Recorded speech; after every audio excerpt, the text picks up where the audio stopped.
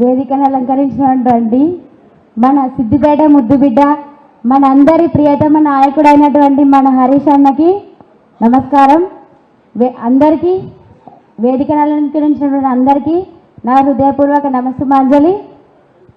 Firstly special congratulations to all sarpanches and ఉప సర్పంచెస్.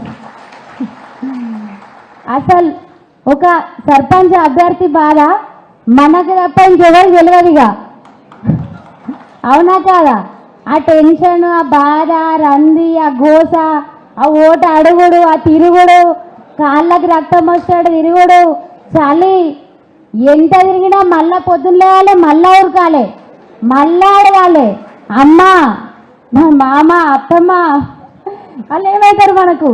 మనతో వచ్చిన వాళ్ళని తెలుసుకోవాలి. వాళ్ళు ఏమవుతారు మనకు? చిన్నమ్మ నాకేమవుతుందో మనం అడగాలి. అత్తమ్మ అని పిలవాలి, మామ అని పిలవాలి, తాత అని పిలవాలి. అబ్బా, ఇదంతా ఒక పెద్ద గుణపాఠం మన అందరికీ.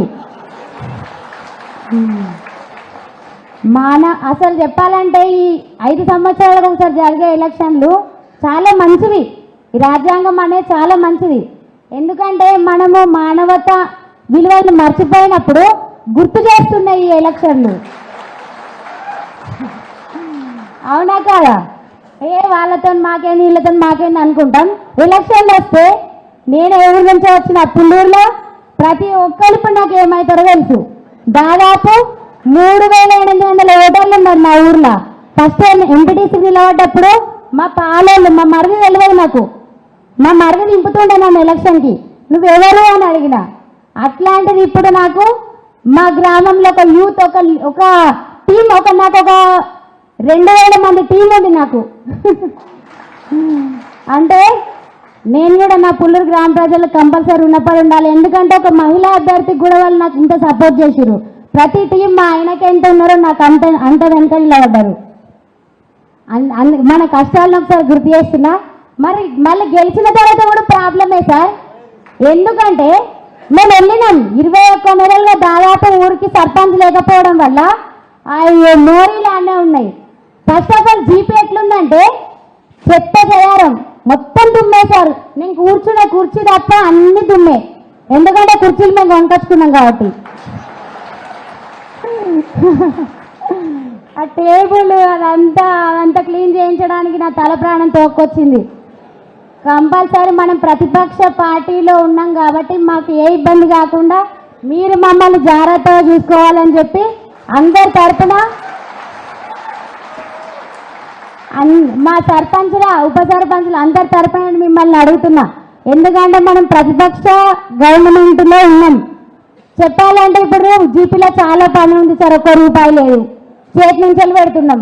ఎందుకంటే అబ్బా మొన్న తిరిగినప్పుడు ఇప్పిస్తా అన్న కదా లత, ఇవో లత లత లత అని నాకైతే 100 ఫోన్లు వస్తున్నాయి సార్. నిజం సార్. కూర్చుంటే ఇంతకుముందు కార్లు వస్తుంటే ఈ మోరీలు తీసి ఎత్తితే లత అంటారు. చెప్పాలంటే అక్కడ నా టైర్ ఖరాబ్ అయింది. ఏంటి? ట్రాక్టర్ టైర్ ఖరాబ్ అయింది, దానికి 3000 కావాలి.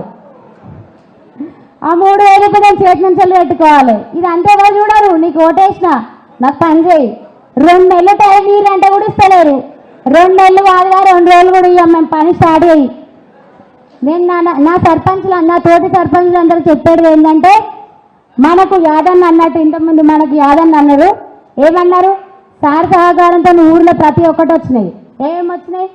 మహిళా భవనాలు, కుల సంఘాలు, ఆఖరికి ఫంక్షన్ హాళ్ళు, గొర్రెల షెడ్లు, డంపింగ్ యార్డులు, రైతు వేదికలు, ఇంకా హరితహారం, ప్రతి ఒక్కటి మనకు నిర్మాణం అనేది జరిగిపోయింది. మన ప్రజలకు ఇప్పుడు కావాల్సింది ఏంటో తెలుసా? వాటిని నీట్గా మెయింటైన్ చేయడం. మనం ఒక వ్యూహంతోనే వెళ్ళాలి. వాళ్ళకి కావాల్సింది ఏంటి?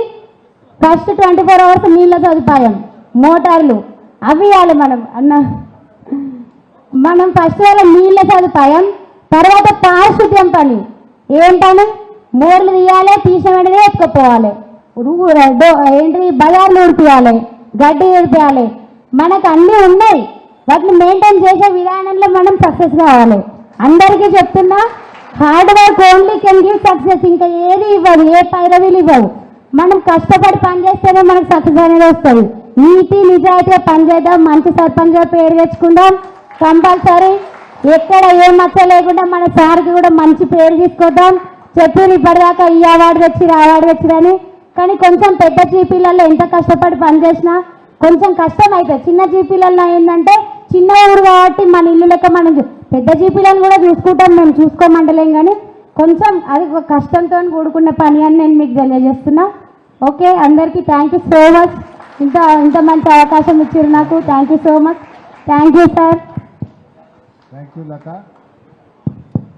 ఏమైనా బాబు ఈ మైకీరా. థ్యాంక్ యూ లత, చక్కగా మాట్లాడావు. అయితే పెద్ద జీపీలకు కూడా అవార్డులు వస్తాయి బిడ్డ, నువ్వు అన్నది కరెక్టు. కష్టం ఉంటుంది పెద్ద జీపీలలో, ముల్లెగట్టుడు చాలా కష్టం ఉంటుంది, తిప్పలు ఉంటుంది. మిట్టపల్లి లాంటి గ్రామ పంచాయతీ కూడా పెద్ద జీపీగా ఉంటూ గతంలో మనం నేషనల్ అవార్డు తెచ్చుకున్నాం, రాష్ట్ర స్థాయి అవార్డులు కూడా తెచ్చినాం. తప్పకుండా నువ్వు కృషి చేయి, పుల్లూరుకు కూడా అవార్డు తీసుకొద్దాం. Wish good luck. ఇప్పుడు మా పురుషుల్లో కూడా ఒక సర్పంచ్ ఎవరు మాట్లాడతారో చెప్తే చెయ్యి లేపితే వచ్చేస్తుంది మైక్. మహిళల్లో చక్కగా మాట్లాడింది లత. పురుషుల్లో ఎస్ కిష్టారెడ్డి గారు, సారీ కిష్టాపూర్ మా రాజిరెడ్డి గారు. నీ పేరే కిష్టారెడ్డి అయిపోతుంది. పదవి వచ్చినాక మీరు మర్చిపోతున్నట్టు నన్ను. పూర్ ఎక్కువ యాదికి వస్తుంది రాజన్న కంటే. ఈరోజు మన ప్రీతం నాయకులు మన సిద్దిపేట ముద్దుబిడ్డ శ్రీ హరీష్ అన్న గారు, ఈ గ్రామ సర్పంచ్గా నూతనంగా ఎన్నుకోబడ్డ సర్పంచులకు, ఉప సర్పంచులకు వేదిక మీద ఈ సిద్దిపేట ఏదైతే రెడ్డి భవన్ ఉన్నదో ఇక్కడ మనందరినీ పిలిచి సన్మానం చేయడానికి మీ అందరికీ ఒక 24 గంటలనే ఇంతమంది జమైనందుకు మీ అందరికీ నేను ధన్యవాదాలు తెలుపుతున్నాను. ఎందుకంటే నేను ఒక 2 నిమిషాలు అన్న మీరు సెలవు ఇస్తే 2 నిమిషాలు నా గురించి చెప్పుకుంటా, మీ గురించి చెప్తాను. నేను కిష్టాపూర్ గ్రామంలో 10th క్లాస్ చదువుకున్నా. 10th క్లాస్ చదువుకొని 1980లో హైదరాబాద్ వెళ్ళిపోయాను. హైదరాబాద్ వెళ్ళిపోయిన తర్వాత నేను ఏదైతే రిజల్ట్ కూడా రాలే, నాకు హైదరాబాద్లో గవర్నమెంట్ జాబ్ వచ్చింది. ఎన్ఎఫ్సి అని చెప్పేసి, న్యూక్లియర్ ఫ్యూయల్ కాంప్లెక్స్ అని చెప్పేసి, దాదాపు అది under control of prime minister చేతిలో ఉంటుంది. మనకి ఎప్పుడైతే 2001లో తెలంగాణ ఉద్యమం స్టార్ట్ అయిందో అప్పుడు హరీష్ అన్న గారు సారెంబడి మేమందరం ఉండి కూడా, మరి సెంట్రల్ గవర్నమెంట్ ఆర్గనైజేషన్ అయినా కానీ మేము ఇక్కడ ఒక జెండా బాతానంటేనే చాలా ఇబ్బందిగా ఉండే, తెలంగాణ జెండా బాతానంటే ఇబ్బందిగా ఉండే. ఆ ఇబ్బందిని దృష్టిలో పెట్టుకొని మేము సార్ గారు ఎంబడి ఎప్పుడు కూడా తెలంగాణ భవన్ చుట్టూ, అలాగనే మిగతా ఇక్కడ సిద్దిపేటలో మీటింగులు ఉన్నా